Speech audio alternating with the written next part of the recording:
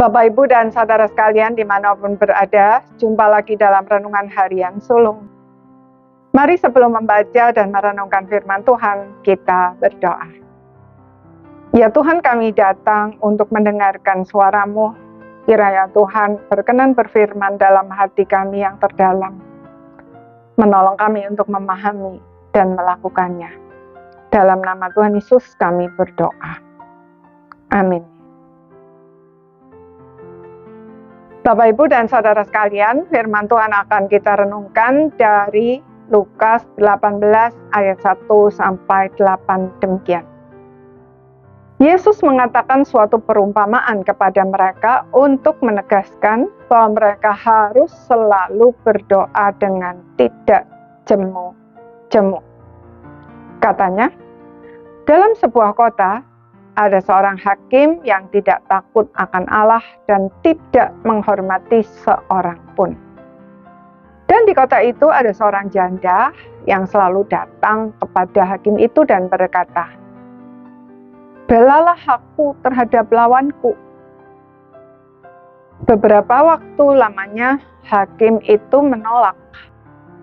Tetapi kemudian ia berkata dalam hatinya, "Walaupun aku tidak takut akan Allah dan tidak menghormati seorang pun, namun karena janda ini menyusahkan aku, baiklah aku membenarkan dia, supaya jangan terus saja ia datang dan akhirnya menyerang aku."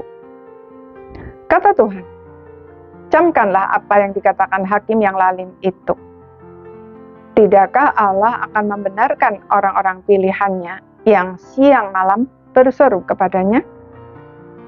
Dan adakah ia mengulur-ngulur waktu sebelum menolong mereka? Aku berkata kepadamu, ia akan segera membenarkan mereka. Akan tetapi, jika Anak Manusia itu datang, adakah ia mendapati iman di bumi? Saudara, banyak orang gagal paham terhadap perumpamaan ini. Mereka berpikir bahwa jika mereka berdoa dengan tidak jemu-jemu, Allah pasti mengabulkan doa mereka sesuai dengan apa yang mereka inginkan, apapun itu.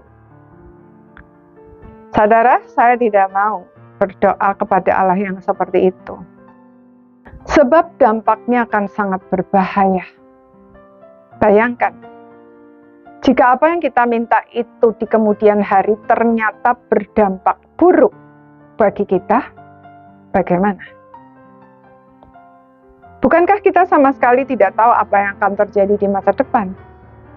Bahkan 5 menit di depan kita pun kita tidak tahu. Apa yang hari ini nampak baik bisa jadi justru buruk bagi masa depan kita. Bukankah sangat mengerikan jika Allah mengabulkan semua doa kita? Saya memilih untuk berdoa kepada Allah yang hanya mengabulkan doa yang benar-benar berguna dan membangun. Allah yang tahu apa yang terbaik bagi kita dan apa yang bakal mencelakakan kita. Allah yang tidak pernah memberi selain yang terbaik, karena Dia teramat sangat mengasihi kita.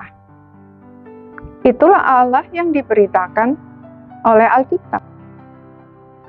Perumpamaan yang kita baca tadi tidak mengajarkan tentang Allah yang bisa didesak untuk mengabulkan doa kita, melainkan Allah yang tidak pernah mengulur-ngulur waktu dalam menolong umat-Nya.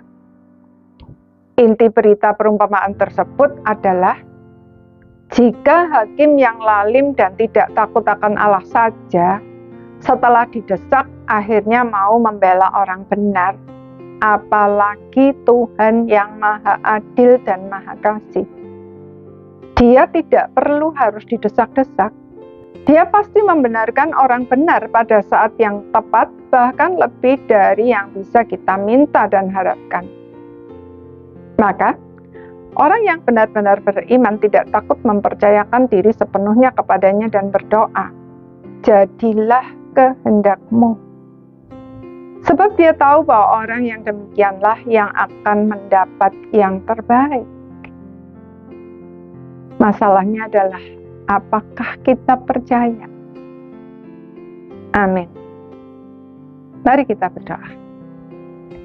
Ya Tuhan, ampuni kami jikalau kami sering mendesak-desak Tuhan untuk mengabulkan doa kami. Padahal kami tidak tahu apa-apa tentang masa depan kami. Karena itu ya Tuhan, kami mau belajar mempercayakan diri kami kepadamu dan berdoa, jadilah kehendak-Mu. Kami bersyukur untuk setiap doa yang tidak dikabulkan, karena itu merupakan penyataan kasih dari Tuhan kepada kami. Terima kasih Tuhan, dalam nama Tuhan Yesus kami berdoa. Amin. Selamat beraktivitas. Tuhan memberkati.